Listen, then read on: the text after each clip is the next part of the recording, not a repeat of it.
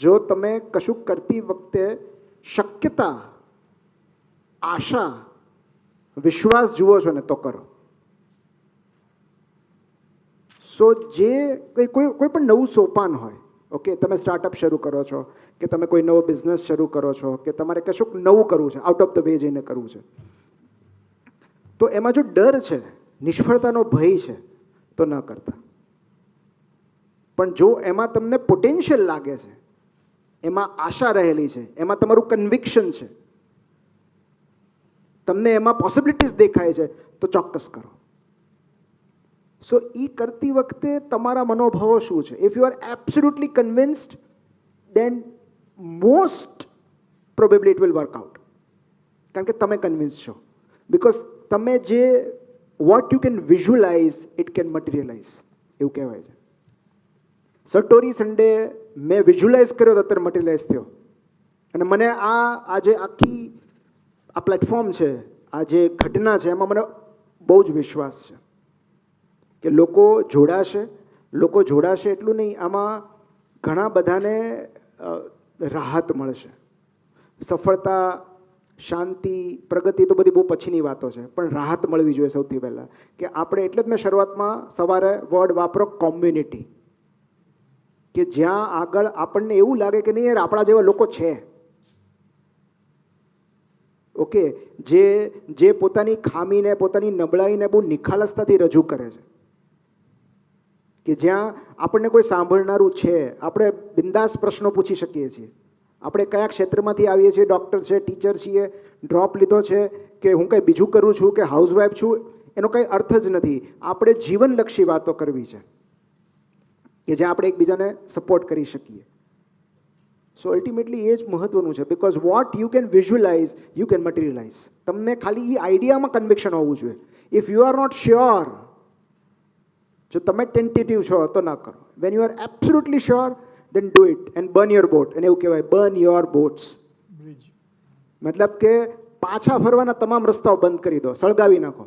આ એક સત્ય ઘટનામાંથી આ આવ્યું છે કે જ્યારે મેં આઈ થિંક એના પર ભાસ્કર પર આર્ટિકલ લખ્યો હતો, પણ મને અત્યારે યાદ નથી આવતું, કે એ સૈન્ય 100 જણનું સૈન્ય હતું અને સામે 1000 લોકો હતા. અને એ ટાપુ પર જઈને ખબર પડે છે જેનો સેનાપતિ હોય છે ને, કે અમારું લશ્કર તો 100 જણનું છે, અમારી પાસે હથિયાર નથી, અમે કઈ રીતે લડશું આ લોકો સામે? સામે 1000 લોકો છે.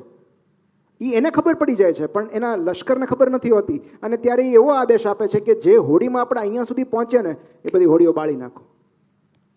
સો there is no way of return. તમારી પાસે 2 જ રસ્તા છે, કાં તો મરી જાઓ કાં તો મારી નાખો. સો જ્યારે તમે પાછા ફરવાના તમામ રસ્તા બંધ કરી દો છો ને, ત્યારે આગળ વધવા સિવાય કોઈ વિકલ્પ જ નથી હોતો. તો તમારામાં એટલું કન્વિક્શન હોય ને કે હવે મારે આ તો કરવું જ છે, ગમે થાય, I will find the way out. અને જે સવારે આપણે વાત કરી ધ લક ફેક્ટરની, કે જે માણસ બધું છોડીને નીકળ્યો હોય ને પછી યુનિવર્સ એની સાથે થઈ જ જાય. તમારી બાજુમાં એણે ઊભા જ રહેવું પડે. ઓફકોર્સ તમારી નિયત પણ મહત્વની છે, કે તમે કયા ઈરાદાથી કરો છો. લોકોને મદદ કરવા કરો છો કે માત્ર સ્વાર્થ છે તમારો? અને એટલે જે મોટા સ્ટાર્ટઅપ છે એની પાછળ રહેલો જે એનો વાય છે ને, સેન્ટરમાં વાય એ છે કે સમાજનું ભલું થાય, સમાજની સુવિધા વધે. એ વગર તો બિઝનેસ પણ નથી ચાલતા. તમે માત્ર તમારો વિચાર કર્યા કરો તો બિઝનેસ પણ નથી ચાલતો. તમે લોકોને કઈ રીતે વધારે અનુકૂળ થાય એવું કંઈક બનાવી શકો, એમનું કમ્ફર્ટ કઈ રીતે વધે, એમનું જીવન વધારે આરામદાયક કઈ રીતે બને, તો એવું જ્યારે તમે વિચારો છો તો ભલે તમારો બિઝનેસ હોય, પણ because it is now your purpose કે તમારે લોકોને કંઈક જનકલ્યાણ કરવું છે, ભલે તમે એનો તમે ચાર્જ લો છો, પણ અલ્ટિમેટલી તમારો હેતુ શું છે કે લોકોને સારી સુવિધા પૂરી પાડવી, સર્વિસીસ આપવી, દેન યુ મસ્ટ ગો હેડ. લોકોને આ જરૂર છે, સમાજને જરૂર છે આવા લોકોની. આજથી 5-10 વર્ષ પહેલાં બ્લિંકિટનો કોઈ વિચાર કર્યો હતો? ઝોમેટોનો કોઈ વિચાર કર્યો હતો? આજે વરસતા વરસાદે આટલી કડકડતી ઠંડીમાં કેવું ફૂડ આવી જાય છે ઘરે, ગ્રોસરી કેવી ઘરે પહોંચી જાય છે. ભલે થેન્ક ગોડ 10 મિનિટનો રૂલ તો નીકળી ગયો હવે, કારણ કે એ લોકો પર કેટલું પ્રેશર હતું, એક્સિડન્ટ્સ વધી ગયા. 10 મિનિટમાં તમારે પહોંચાડવાનું છે, એની માટે કેટલો રફ ડ્રાઈવ કરે છે, એના ઉપર કેટલું પ્રેશર આવે છે. અને 10 મિનિટમાં મેળવીને તમે શું કરશો? તમને છેલ્લી ઘડી સુધી યાદ ન આવ્યું હવે 10 મિનિટમાં તમે મેળવીને શું કરવાના છો? પણ તમારી સુવિધા તો વધી ને એક સ્ટાર્ટઅપને કારણે.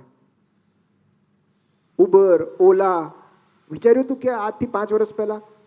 અને એટલે જ ગવર્મેન્ટ સ્ટાર્ટઅપ ઇન્ડિયાને એટલું પ્રમોટ કરે છે કે તમારી પાસે આઈડિયા હોય, આ છોકરાઓને ખાસ, તમારી પાસે આઈડિયા હોય તો ગવર્મેન્ટ તમને ફંડ આપશે. તમે સ્ટાર્ટઅપ શરૂ કરો, ગવર્મેન્ટ તમને હેલ્પ કરશે, પણ તમારી પાસે આઈડિયા હોવો જોઈએ અને સબસ્ટેન્શિયલ આઈડિયા હોવો જોઈએ. એ આઈડિયામાં તમારું કન્વિક્શન હોવું જોઈએ. કારણ કે ભારતને, વિકસિત ભારતને જો આપણે 2047ની કલ્પના કરતા હોઈએ તો તમારા જેવા નવયુવાનોની જરૂર છે જે કંઈક નવું આપી શકે. કોઈ સરસ મજાની મેન્ટલ હેલ્થની એપ હોય કે ઘરે બેઠા બેઠા તમે કાઉન્સેલિંગ કરી શકો, લઈ શકો કાઉન્સેલિંગ. કોઈ ત્રીજા શહેરમાં રહેતા કોઈ વ્યક્તિ સાથે સંપર્કમાં રહી શકો. તો આ બધું જીવનને વધુ સુવિધાયુક્ત, સુગમ બનાવવાની વાત છે. અને આ બધા સ્ટાર્ટઅપ એમાંથી જ શરૂ થાય છે કે લોકોનું ભલું કઈ રીતે થઈ શકે. એ તમારો વાય છે. તમને ખબર છે કે નાઇકી બ્રાન્ડ આટલી બધી સક્સેસફુલ કેમ થઈ? તમે શૂ ડોગ વાંચ્યું છે? ફિલ નાઇટ, એટલે કે નાઇકીના જે ફાઉન્ડર છે, એમની આત્મકથા છે જસ્ટ ડુ ઇટ. એમનું સ્લોગન છે જસ્ટ ડુ ઇટ. પણ એ એટલા માટે આટલું બધું ફેમસ થયું અને આટલી બધી લોકપ્રિય બ્રાન્ડ થઈ કારણ કે એમણે એ લોકોનો વિચાર કર્યો કે જે લોકોને ખરેખર દોડવું છે. એમણે ભરી સભામાં શું કીધું હતું ખબર છે?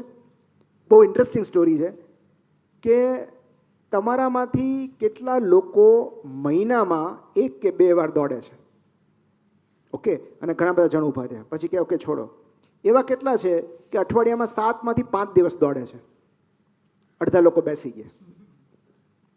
પછી એમણે એવું કહ્યું કે તમારામાંથી એવા કેટલા છે જે 365 ડેઝ, ટાઢ, તડકો, વરસાદ કંઈ પણ હોય, અચૂક દોડવા જાય છે?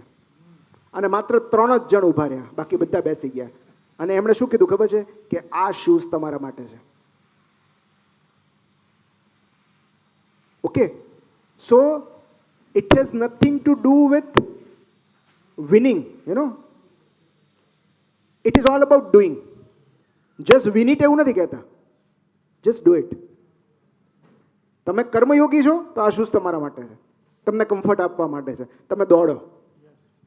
તો એ વિચાર સાથે નાઇકીની સ્થાપના થઈ હતી કે લોકોને શૂઝ કઈ રીતે કમ્ફર્ટેબલ કરી શકાય, અને ત્યાં બ્રાન્ડ વેલ્યુ આવે છે. કે એમણે કેટલા સંઘર્ષોનો સામનો કર્યો. વિચાર મૂળમાં વાય શું હતો? લોકોને મદદરૂપ થવાનો, કે જે લોકો 5 કિલોમીટર 10 કિલોમીટર દોડે છે એમના પગમાં ડંખ ન પડવો જોઈએ, મારે એવા શૂઝ બનાવવા છે. તો દરેક કંપનીના મૂળમાં આ વાય, જો એ વાય કરપ્ટેડ હોય ને તો આપણે આગળ નથી જઈ શકતા. Your why has to be crystal clear કે આ બધું તમે શું કામ કરો છો. માનવ જાતને મદદ થવાની છે કે માત્ર તમારો સ્વાર્થ છે? તમે એમાંથી લાભ મેળવો ચોક્કસ, કારણ કે તમારે ઘર ચલાવવાનું છે, તમને પણ બેઝિક લક્ઝરીઝનો હક છે, પણ એ કોઈના ભોગે નહીં. કારણ કે you grow by growing others.